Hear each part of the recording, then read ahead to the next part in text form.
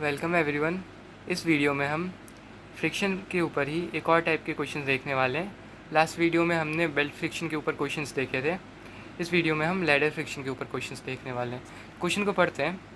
100 newton ladder A B of length 6 metre rest against vertical wall and horizontal floor as shown in figure. Determine the slope of ladder with horizontal to maintain equilibrium if mu s at all contact surface is 0.25। तो इस question में हमें क्या बोल रखा है कि एक लैडर है, वो हॉरिजॉन्टल के साथ एक एंगल बना के रखा है थीटा, और ये एंगल ऐसा होना चाहिए जिससे ये लैडर है ना वो इक्विलिब्रियम में है, मतलब ये मोशन में नहीं रहे, ये नीचे की ओर स्लिप ना हो लैडर, ऐसा एंगल हमें फाइंड करना है। तो देखो इक्विलिब्रियम में तो हमारे पास again summation F X and summation F Y तो ज़ीरो करना ही पड़ेगा। साथ साथ अगर इसका तुम फोर्स एनालिसिस करोगे तो तुम देखोगे कि यहाँ पे हमारे पास 3 अननोन्स आने वाले हैं। तो देखते हैं फोर्स एनालिसिस करके। ये बी पॉइंट है, बी पे कौन से फोर्सेस लगने वाला है। सबसे पहला तो एक नॉर्मल तो लगेगा ही, एन बी, जैसे इसको एन बी बोल लेते हैं। और ए पॉइंट पे भी एक नॉर्मल लगेगा, उसकी डायरेक्शन पॉजिटिव एक्स होने वाली है, इसको एन ए बोल लेते हैं। और एक फ्रिक्शन फोर्स लगेगा, उसकी डायरेक्शन क्या होगी, जो लैडर है वो इस साइड हॉरिजॉन्टल की तरफ स्लिप करने की कोशिश कर रहा है, पॉजिटिव डायरेक्शन की तरफ। तो जो फ्रिक्शन लगने वाला है वो नेगेटिव डायरेक्शन की तरफ लगेगा। एंड इसमें देखोगे तो ये डाउनवर्ड डायरेक्शन की तरफ लैडर स्लिप करने की कोशिश कर रहा है, जो अब और जो फ्रिक्शन फोर्स होगी वो इसके अपोजिट लगने वाली है। तो देखो हमारे पास 3 अननोन्स आ गए। कौन कौन से हैं? एक एन ए है, एक एन बी है और एक थीटा है। तो तीसरे वेरिएबल को निकालने के लिए हमारे पास इक्वेशन तो है नहीं, तो हम एक और इक्वेशन लगा सकते हैं। कौन सी? मोमेंट की equation. Moment about any point हम ज़ीरो करके जो हमारा तीसरा अननोन है उसको हम फाइंड कर सकते हैं। तो तीनों इक्वेशन लिखते हैं। सबसे पहले summation F X equals to zero होने वाला है, summation F Y equals to zero होने वाला है, and summation of moment about any point, let's say B point के अबाउट निकाल लेते हैं हम, ये भी तो ज़ीरो होने वाला है, क्योंकि ओवरऑल जो ये फोर्सेस हैं उसकी वजह से जो लैडर है वो हमारा रोटेट नहीं कर रहा ना। तो अगर मूव नहीं कर रहा और रोटेट नहीं कर रहा तो ये तीनों इक्वेशन तो सेटिस्फाई करनी चाहिए। तो क्वेश्चंस को सॉल्व करते हैं। सबसे पहले समीशन एफ एक्स वाली को सॉल्व करते हैं। तो यहाँ पे कौन सा लग रहा है? फ्रिक्शनल फोर्स लग रहा है, इसकी वैल्यू क्या होगी? म्यू टाइम्स से एन बी होगी। तो नेगेटिव का साइन आएगा mu times into N B, और यहाँ पे एक नॉर्मल लग रहा है पॉजिटिव एक्स डायरेक्शन में plus N A equals to zero आएगा। म्यू की वैल्यू दे रखी है हमें 0.25 N B plus N A equals to zero. अगर इसको सिंप्लीफाई करोगे तो आएगा N A equals to 0.25 into N B. अब समीशन एफ वाई सॉल्व कर लेते हैं। तो यहाँ पे कौन सा फोर्स लग रहा है? पॉजिटिव डायरेक्शन में एन बी, और ये वाला फोर्स कौन सा है? ये भी फ्रिक्शनल फोर्स है, जिसकी वैल्यू होती है म्यू टाइम्स एन ए, और ये भी पॉजिटिव डायरेक्शन ऑफ वाई लग रहा है, तो प्लस में म्यू टाइम्स एन ए। और ये लैडर का हमने एक वेट कंसीडर नहीं किया, जो हमें क्वेश्चन में दे रखा था 100 न्यूटन, वो बिल्कुल बीचों बीच एक्ट करेगा, उसकी डायरेक्शन ऑब्वियस 100 न्यूटन डाउनवर्ड्स की ओर होने वाली है। तो ये नेगेटिव वाई डायरेक्शन में है, तो जीरो के राइट साइड इक्वेशन के राइट साइड जाके ये पॉजिटिव हो जाएगा, तो ये 100 न्यूटन की इक्वल हो जाएगा। और यहाँ से हमें एन ए की वैल्यू दे रखी है, म्यू की वैल्यू दे रखी है, तो वैल्यू सब्सटीट्यूट करते हैं। N B equals to plus 0.25, यहाँ से एन ए की वैल्यू डाल दो 0.25 into N B equals to 100। तो यहाँ से अगर एन बी को कॉमन लोगे तो ये आ जाएगा 1 प्लस इन दोनों का मल्टीप्लिकेशन होता है 0.0625 इक्वल्स टू 100। तो एन बी की जो वैल्यू आने वाली है वो 100 डिवाइडेड बाई 1.0625 आएगी। इसको कैलकुलेट करोगे तो इसकी वैल्यू जो तुम्हें आएगी वो 94.11 न्यूटन आने वाली है। एन ए कैलकुलेट कर लेते हैं। एन ए क्या है 0.25 इंटू एन बी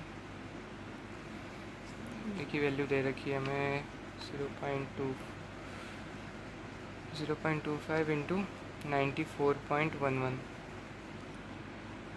तो एन ए की जो वैल्यू आने वाली है वो आएगी 23.529 न्यूटन। अब हमने एफ एक्स और एफ वाई की मदद से हमने एन ए और एन बी की वैल्यू निकाल ली है। अब थीटा की वैल्यू निकालती है किससे, मोमेंट की इक्वेशन लगा के। तो मोमेंट अबाउट बी ज़ीरो कर लेते हैं। Summation of moment about B equals to zero, इसको फाइंड करते हैं। तो देख यहाँ पे ध्यान से देखो, इस पॉइंट पे जितनी भी फोर्सेस लगने वाली हैं उसकी वजह से जो मोमेंट आने वाला है वो ज़ीरो होने वाला है, क्योंकि हमारा जो मोमेंट हम बी के अबाउट फाइंड कर रहे हैं ना, और इस पॉइंट के से जितने भी फोर्सेस पास करती है उसका मोमेंट ज़ीरो होता है। बाकी कौन कौन सी फोर्सेस बची हुई है, ये एन ए बाकी है। तो एन ए इस डायरेक्शन में लाई कर रहा है, तो इसका परपेंडिकुलर डिस्टेंस हम लेते हैं, वो कितना होने वाला है, ये थीटा है। तो थीटा है तो इसका साइन थीटा निकाल लो एक बार। साइन थीटा क्या आएगा, ये लेट्स से इसको सी बोलते हैं, ए सी अपॉन, ये हमें इसकी वैल्यू दे रखी है हाइपोटेनस की 6 मीटर, और यहाँ से हम ए सी की वैल्यू पता चल जाएगी। ए सी क्या होने वाला है 6 इंटू साइन थीटा। तो हमें परपेंडिकुलर डिस्टेंस मिल गया, फोर्स भी हमें पता है, तो लिख लेते हैं इसको, N A into 6 into sine theta. और देखो यहाँ पे एक और फिर फोर्स एक्ट कर रही है, उसकी डायरेक्शन क्या है, ऊपर की ओर है, मतलब वर्टिकल डायरेक्शन में। तो इसके परपेंडिकुलर डिस्टेंस ये वाली होने वाली है, इस पॉइंट से बी पॉइंट से। तो इसको हम कैसे लिख सकते हैं, ये वैल्यू तो हमें पता है, तो अगेन इसको हम लिख सकते हैं plus mu times N A into perpendicular distance होने वाला है 6 इंटू कॉस थीटा। अब देखो ये फोर्स यहाँ पे, ये वाली फोर्स नीचे की ओर एक्ट कर रही है, तो इसकी वजह से भी एक मोमेंट आने वाला है। और ये क्योंकि ये फोर्स बिल्कुल बीच में है,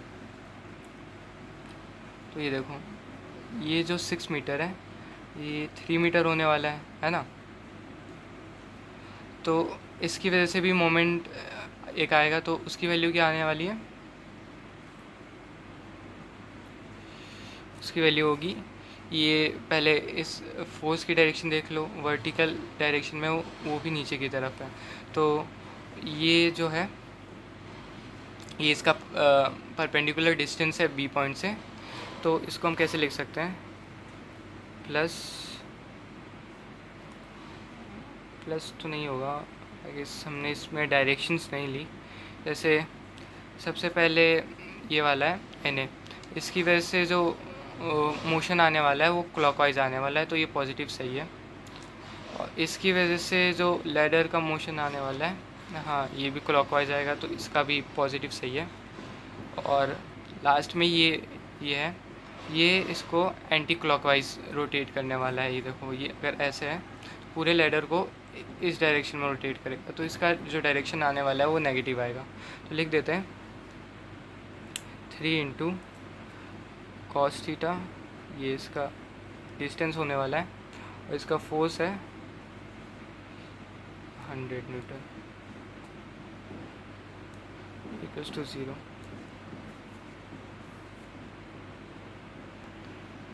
अब आगे जब इनकी वैल्यूज़ डालने वाले हो तुम, तो इक्वेशन आएगी हमारे पास 23.52 इंटू 6 साइन थीटा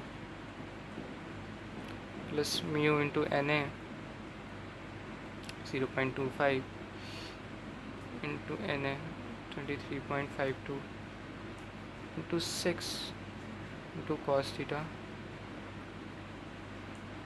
और इसको मल्टीप्लाई करोगे 3 इंटू 100 तो -300 कॉस थीटा। और इसको सिंप्लीफाई करोगे तो हमारे पास जो इक्वेशन आती है वो कुछ ऐसी आएगी, tan थीटा इक्वल्स टू, इसको सिंप्लीफाई करके tan थीटा की जो वैल्यू आने वाली है 141.18 अपॉन 261.705 आने वाली है। और इसको सिंप्लीफाई करोगे तो जिससे हमें थीटा की वैल्यू मिल जाएगी जो होने वाली है 28